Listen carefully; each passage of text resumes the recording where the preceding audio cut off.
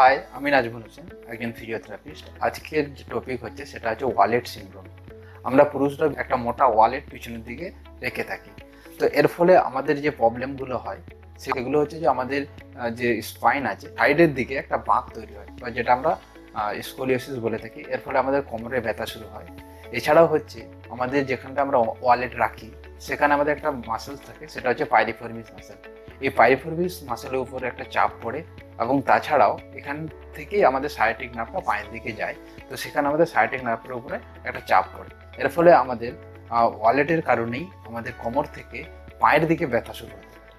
প্রধান যে main solution হচ্ছে সেটা হচ্ছে ওয়ালেটটা ইউজ করা বন্ধ করা। এছাড়াও আর কিছু ঘরোয়া এক্সারসাইজ আছে যেগুলো আপনি করে মুক্তি পাবেন।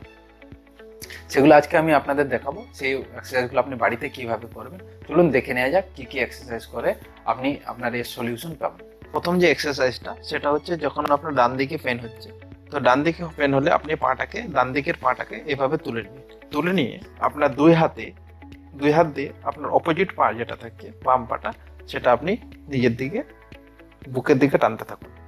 এটাকে দেখবেন যে আপনার ডান দিকটায় এখানটা একটা টান পড়ছে।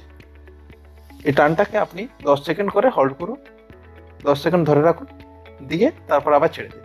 এটা রিপিট করুন 10টা, মানে এরকমভাবে আপনি 10টা করে এটা করতে পারেন। দ্বিতীয় যেটা এক্সারসাইজ হচ্ছে সেটা হচ্ছে যে এই পাটাকে সোজা রাখবেন, ডান দিকের পাটাকে আপনি এখানে রেখে এবার এটাকে আপনি নিজের দিকে বা বডিটাকে এইভাবেই রেখে পাটাকে এই সাইডে হালকা করে টানুন। দেখবেন আপনার এই জায়গাটায় একটা হালকা প্রেসার পড়ছে। তো এটা আপনি 10 সেকেন্ড হোল্ড করুন, দিয়ে রেখে দিন।